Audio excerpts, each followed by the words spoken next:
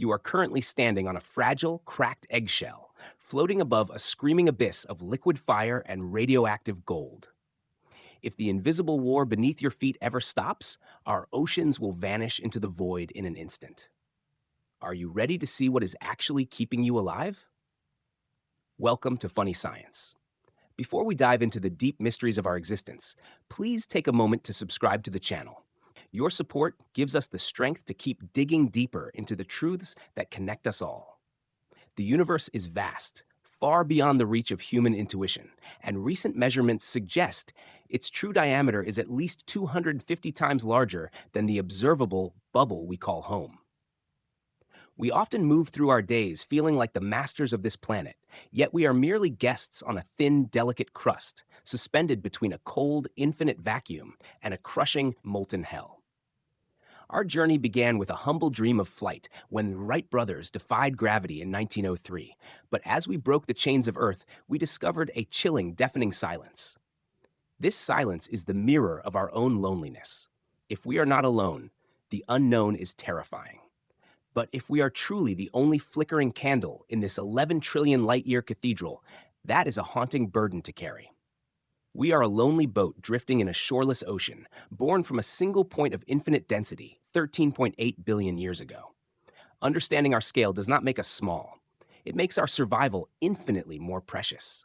We are the eyes of the cosmos, the only part of this grand machine that can stop to look back at the dark abyss and find the courage to ask, why? If you believe the universe is a static room with a fixed ceiling, you are living in a dangerous delusion. Imagine a place so massive that even if you could travel at the speed of light, you would only be chasing a ghost that moves faster than you ever could. This isn't just science fiction. It is the haunting geometry of our reality. Welcome back to Funny Science. If you are ready to peel back the layers of the cosmic unknown, make sure to subscribe to the channel right now. Your support is the fuel that keeps this journey alive. To truly understand our place in the void, we must confront a paradox. The universe has a birthday, yet it might be infinite. We are told the Big Bang happened 13.8 billion years ago, which leads the logical mind to assume our boundaries end there. But space is not a passive stage, it is a stretching fabric. During a frantic era called inflation, the universe expanded with such violence that it outpaced light itself. This is why the observable universe is a sphere 92 billion light years across, even though the light has only been traveling for a fraction of that time. We are like ants on an inflating balloon, watching our neighbors disappear over an artificial horizon. But what is the true shape of this colossal theater? If the universe has even a tiny curvature, it is a closed loop where traveling forever in a straight line would eventually bring you back to see the back of your own head. Yet, data from NASA suggests a flatness so perfect it defies intuition. This implies a true universe, at least 250 times larger than anything we can see, a staggering 11 trillion light-years of hidden existence. We are staring at a cosmic ocean where the shore is a mathematical impossibility, leaving us to wonder if we are part of a grand design or just a beautiful accidental glitch in a flat, infinite dark. We are living on borrowed time, dancing on the edge of a cosmic razor blade. If you think the ground beneath your feet is a permanent sanctuary, you haven't realized that Earth has spent billions of years narrowly dodging an atmospheric execution. We are survivors of a game we didn't even know we were playing. Welcome to Funny Science. If you want to understand why our existence is the ultimate miracle, hit that subscribe button now. It is your support that keeps our curiosity burning against the dark. Our home is a masterpiece of fragility. We often speak of the universe's beauty, but we rarely discuss its violence. Scientific reality tells us that in roughly 2 billion years, our sun will brighten to a point where our oceans will literally boil away, leaving Earth a scorched, skeletal husk.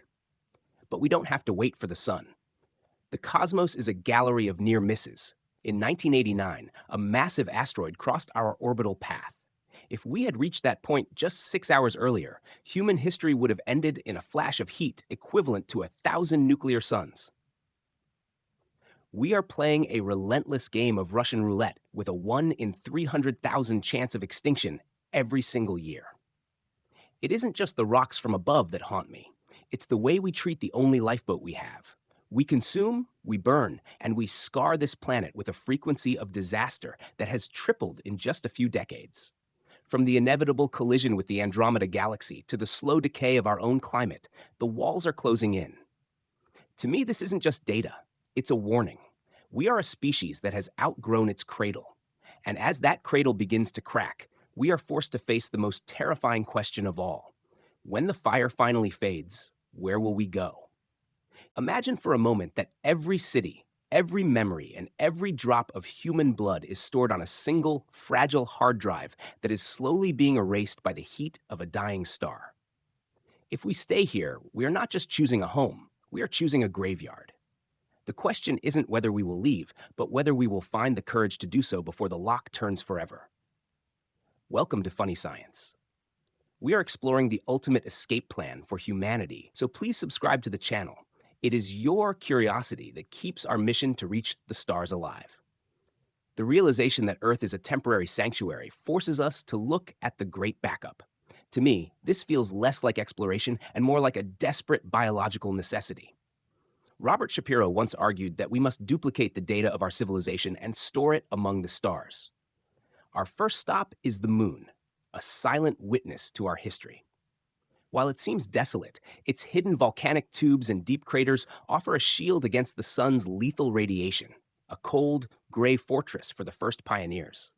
But the moon is just a Greenland, a harsh stepping stone toward a greater horizon. Mars remains the crown jewel of our survival. Unlike the airless moon, Mars offers a thin veil of atmosphere and a gravity that feels like a familiar, though lighter, embrace.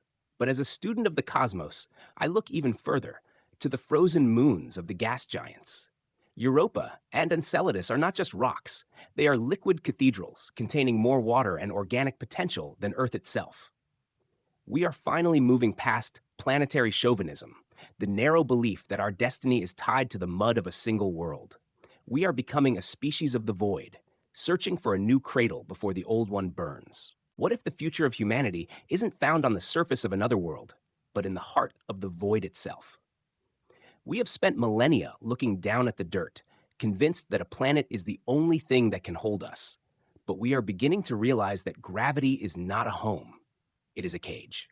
If we continue to cling to the mud of a single sphere, we are simply waiting for the inevitable day when the fire goes out. Welcome to Funny Science. We are standing at the threshold of our greatest evolution. And if you are ready to see what lies beyond the horizon of planets, please subscribe to the channel.